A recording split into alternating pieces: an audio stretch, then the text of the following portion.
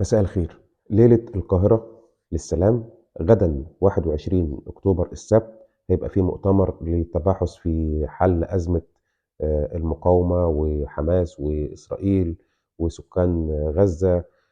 هتحصل في مصر بكرة إن شاء الله. مصر هتستضيف مجموعة من الزعماء العرب والأجانب لحل هذه القضية.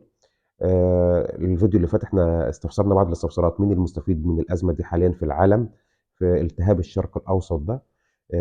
واتكلمنا عن الصين واتكلمنا عن روسيا المستفيد الأعظم من وجهة نظري، واستفسرنا في بعض الاستفسارات: هل إسرائيل المرة دي بتحاول تزق أهل غزة على الحدود المصرية بدل ما كانت بتعرض علينا إن يبقى في صفقة القرن بالذوق، إن هم يبقوا موجودين في سيناء ولا لأ؟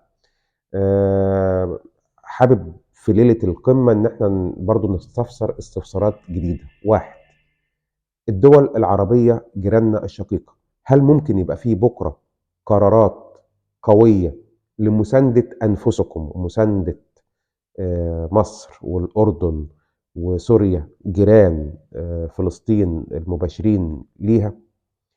لأن الحقيقة إن أنت مش بتساند مصر بس، أنت بتساند نفسك. أنا بتكلم على السعودية والإمارات والبحرين وقطر وغيرها من الدول. يعني دي أوقات التكاتف. القرارات تبقى طبيعتها ايه، شكلها ايه، كل دولة من الدول دي عندها من الاوراق والكروت اللي ممكن تستخدمها في هذا الصراع. كلكم تعلمون ان اسرائيل عايزة تصفي القضية الفلسطينية. هل هنقف موقف المتفرجين ولا نساند مصر والاردن وسوريا ولبنان بوضوح في يعني هذا الصراع الان؟ ده رقم واحد. يكون بقى بالبترول، يكون بعدم التطبيع، يكون بقطع علاقات، يكون بتهديدات واضحة للاتحاد الأوروبي لأمريكا. يعني لازم نقعد ونفكر كده.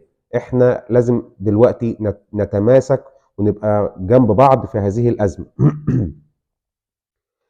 اتنين: التساؤل التاني: في حال نجاح إسرائيل لأنها تقصف غزة قصف شديد جدا ويبقى في اجتياح بري لدرجة ان فعلا بقى الفلسطينيين موجودين على حدودنا عند رفح، ممكن يتسلقوا الأسوار، ممكن يعني يشوفوا أي طريقة عشان يخشوا بها الحدود المصرية، رد مصر هيبقى إيه؟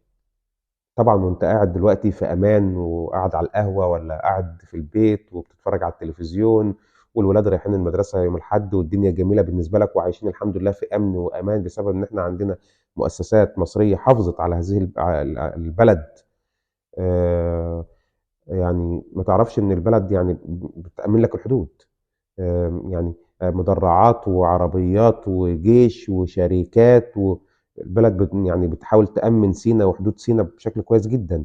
الكلام ده بيتكلف، البنية التحتية اللي اتعملت عشان نروح لغاية هناك كانت مكلفة بالنسبة لنا. مصر هتعمل ايه في حال ان بقت الناس فعلا على الحدود؟ ده سيناريو لازم نفكر فيه كويس جدا وندرسه بشكل كويس جدا احنا والأردن.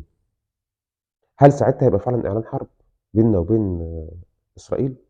هل هيتم استقبال الفلسطينيين بالفعل؟ طب فين؟ ما يعني هي سينا دي اللي جنبهم صحراء، الناس دي هتيجي تقعد في الصحراء ولا هي؟ يعني انا ده موضوع بيؤرقني. واكيد القياده المصريه، سياده الرئيس او دوله الوزراء او الجيش المصري قاعدين دلوقتي بيفكروا يحطوا كل السيناريوهات الممكنه لمنع ان ده يحصل، فبالتالي تصفى القضيه الفلسطينيه وتتصدر لك انت ازمه ومشكله تبقى بينك وبين اسرائيل. عندي احساس ان حلفائنا من الصينيين والروس مش حابين ان ده يحصل وان يبقى الموضوع ينفجر ويبقى فيه تدخلات ما بين جيوش كتير في المنطقه. متاكد كمان ان امريكا واسرائيل وايران وكل الناس اللي بتهيص دي في وسط الازمه الاقتصاديه اللي في العالم مش عايزين يخشوا حرب. مين حابب يخش حرب ويدفع تكاليف حرب؟ ومين المره دي اللي هيدفع الفاتوره بتاعت الحرب؟ الموضوع مش سهل. وبالمناسبه احنا كمصريين تقول لي ازمه اقتصاديه، تقول لي في غلا، تقول لي مش عارف في ساعه الموضوع ما هيوصل لمشكله واضحه على ارض او عرض او حدود، كل ده احنا هننساه ونشوف اللي ورانا بقى في الحروب.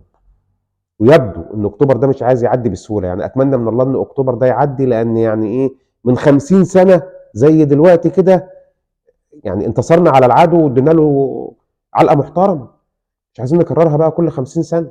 يا ريت كلنا نفوق كده ونعرف مصالحنا. اسرائيل انت دخلتي وضربتي وبهدلت الناس في غزه وموتت المدنيين والاطفال وردتي قدام شعبك على اللي عملته كتائب القسام ولا حماس، اللي هم بالمناسبه مقاومه، ده ارضهم متاخده، يعني الناس دي بتحاول تحامي عن ارضها، يعني ما انت ضغط عليهم ضغطه جامده. كفايه نعقل بقى ونعود لرشدنا. تعالوا نقعد على ترابيزه المفاوضات ونتكلم بقى في الرهاين، واحنا وقطر والاردن وكل من لهم علاقات بحماس، يا جماعه نشوف بقى موضوع الاسرى يعني والرهاين اللي موجوده دي عشان نحل المشكله. يا ريت نقعد بقى على ترابيزه المفاوضات ونسيبنا بقى من الصواريخ وضرب النار والكلام الفارغ ده، كل دوله عايزه تشوف اللي وراها. مساءكم ورد، اتمنى ان القمه بكره توصل وان يكون في حلول ومباحثات سياسيه واضحه، وكل دوله تستغل امكانياتها في ان الوطن العربي كله يتماسك في هذه الازمه. شكرا، ومساءكم زي الورد.